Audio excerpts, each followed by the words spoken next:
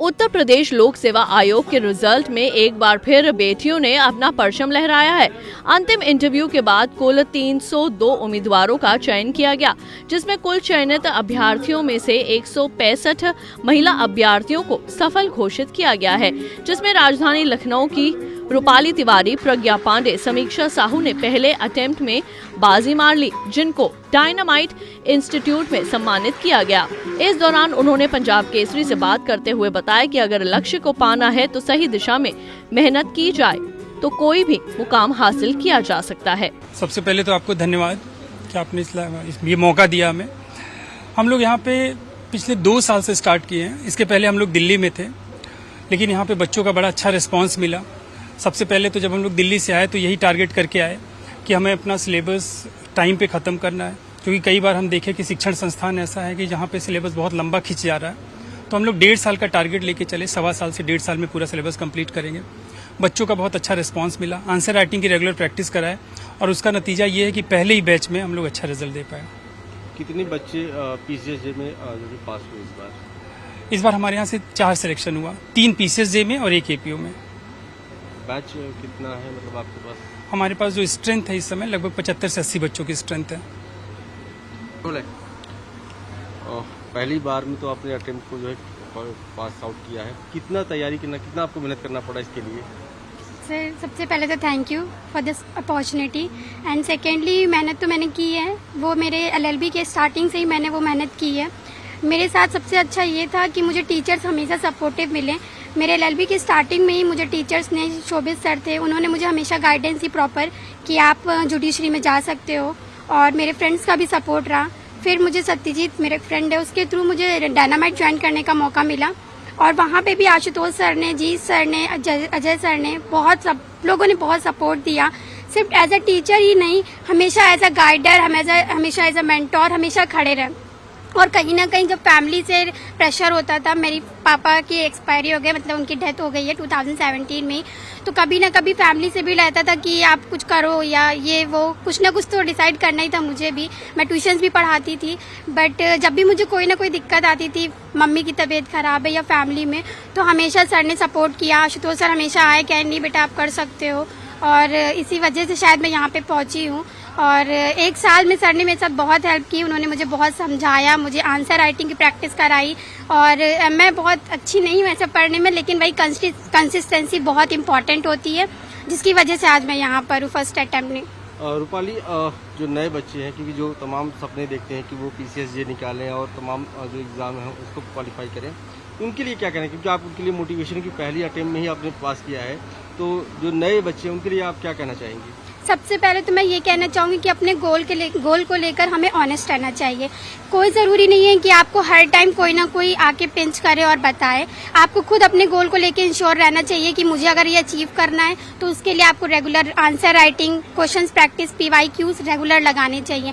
और अगर आप यही काम रेगुलर करते हो विदिन अ ईयर, अगर मैं कहूँ सिर्फ अगर आप 1 साल में प्रॉपर मेहनत करते हो, ना कि लाइक आप पढ़ भी रहे हो, घूम भी रहे हो, ये चीज़ ना करते हुए आप अपनी सिंसियरिटी दिखाते हो, अपनी ऑनेस्टी दिखाते हो, तो ये बहुत बड़ी चीज़ नहीं है। मैं भी नॉर्मली हूँ, मैं अगर निकाल सकती हूँ तो कोई भी कर सकता है। Thank you. पीसीएसजे के रिजल्ट में लड़कियों ने एक बार फिर अपना परचम लहराया, और इस बार इसमें अगर हम बात करें राजधानी लखनऊ की, तो वहाँ की भी लड़कियाँ किसी से कम नहीं हैं। हमारे साथ बातचीत करने के लिए वो पीसीएसजे की स्टूडेंट हैं जिन्होंने फर्स्ट अटेम्प्ट में ही पास किया है। इनसे हम बातचीत करेंगे। पहले अपना नाम बताइए। जी, मेरा नाम शर्मिष्ठा साहू है। शर्मिष्ठा, आपने फर्स्ट अटेम्प्ट में ही पास किया है पीसीएसजे का एग्जाम। कितना मेहनत आप कर रही थी, क्योंकि पहली बार में निकलना सबसे जो है कठिन होता है, तो पहली बार में निकलने के लिए कितना मेहनत करना पड़ा आपको? सर ऐसे मेहनत को कुछ घंटों के हिसाब से नहीं बता सकते कि इतने दिन मैंने पढ़ा या इतने साल मैंने पढ़ा।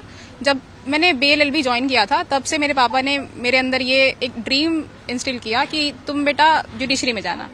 तो वहीं से मुझे एक इंस्पिरेशन मिली, तो मैंने उसी दिन से, जिस दिन से मैंने एडमिशन लिया, तो सोच लिया कि मुझे जुडिशरी में जाना है, जज बनना है। तो वहीं से मैंने मेहनत करना शुरू किया, और धीरे धीरे सर का साथ मिला, और उन्होंने बताया, गाइड किया कि कैसे तैयारी करनी होती है, कि कितने देर पढ़ना होगा, और जैसा जैसा वो कहते गए वैसे वैसे मैंने अपनी पढ़ाई करी, और आज सर की बदौलत मैं यहाँ पे पहुंची हूँ। लड़कियों के लिए बड़ा चुनौती होता है किसी भी फील्ड में जब अपने आप को नाम और पहचान बनाने की, क्योंकि तमाम चुनौतियां उनको सामने, चाहे वो समाज की हो चाहे परिवार की हो। तो सबसे ज़्यादा मोटिवेशन आपको घर से मिला, आपने जैसा बताया कि आपके फादर ने आपको वो किया था। इसके अलावा अगर हम बातचीत करें तो वहाँ से कहाँ से आपको मोटिवेशन सबसे ज़्यादा मिला है? सर मेरे यहाँ अगर देखें तो मेरा एक एल्डर ब्रदर और मैं हूँ, तो हमारे यहाँ कभी भी ऐसा नहीं हुआ, ना मम्मी ने ना पापा ने या दादी दादा जब थे, अभी तो उनका देहांत हो चुका है, तो उन्होंने कभी भी भेदभाव नहीं किया।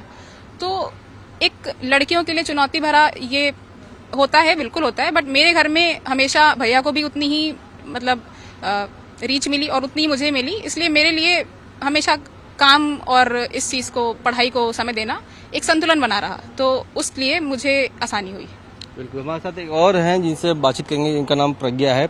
प्रज्ञा, ये बताया जा रहा है कि आप जॉब भी कर रही थी और इसके साथ साथ तैयारी भी कर रही थी, तो टाइम मैनेजमेंट को कैसे आप मैनेज कर रही थी, इसके बारे में थोड़ा हम जानना चाहेंगे।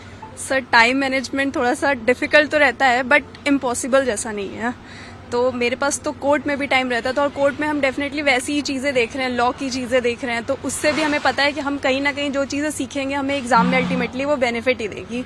तो कोर्ट में जो भी टाइम मुझे मिलता था मैं उसको यूटिलाइज करती थी, बजाय इसके कि मैं दोस्तों के साथ घूमूं, इधर जाऊं उधर जाऊं, तो मैं बैठ के वहाँ पे भी अपना टाइम यूटिलाइज करना पसंद करती थी। उसके बाद सर के साथ कोचिंग में 5 से 8 जनरली हो जाती थी कोचिंग के बाद घर भी जाना, तो घर पे थोड़ा सा रेस्ट लेने के बाद फिर लगता था कि हाँ पढ़ना है, क्योंकि इस अटेम्प्ट में मुझे करना है, ये मैंने बहुत डिटरमिन्ड थी मैं कि इस बार मुझे करना ही करना है। तो रात में भी थोड़ा, जैसे अगर मैं 1-2 घंटे रात में सो गई तो फिर जब उठती थी, जैसे आँख खुलती थी, तो ये याद आता था कि नहीं अभी पढ़ना है, कुछ क्वेश्चंस मेरे रह गए हैं, जो टारगेट मैंने डेली सेट कर रखा है उसमें कुछ छूट गया है, तो वो मुझे आज कवर करना ही करना है। अच्छा, हम लोग इस एरा में हैं कि जहाँ पर सोशल मीडिया का बड़ा ही लोगों पर, खासतौर पर अगर हम स्टूडेंट की बात करें तो बड़ा हावी रहता है। हम लोग जैसे ही फ्री होते हैं रील देखने लगते हैं, वीडियोस बनाने लगते हैं, मतलब इस तरह से हम लोग व्यस्त अपने आप को करने लगे। वहीं आपने फर्स्ट अटेम्प्ट में निकाला है, तो नई जनरेशन, जो नए बच्चे आने वाले हैं, जो चाहते हैं कि वो PCS जे बने या फिर किसी और सेक्टर में अपना नाम, अपना मुकाम हासिल करें, तो उनको क्या कहना चाहेंगे आप?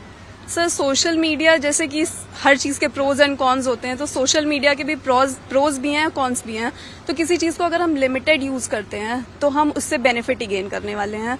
तो लेकिन आजकल ये समस्या देखने को मिल जाती है कि लोग बहुत ज़्यादा बिजी हो गए हैं, सिर्फ फ़ोन चलाते रहते हैं। तो ये चीज़ें लोगों को अपने आप में कंट्रोल करनी पड़ेगी कैसे भी करके, क्योंकि अगर आपको फाइनली कुछ अचीव करना है लाइफ में और आप चाहते हैं कि आप जल्दी कुछ अचीव करें, क्योंकि आजकल देखा जा रहा है यूथ जो है अपने 30s में जाके ही कुछ अचीव कर पाते हैं, तो उस पर उसको आपको कंट्रोल करना पड़ेगा।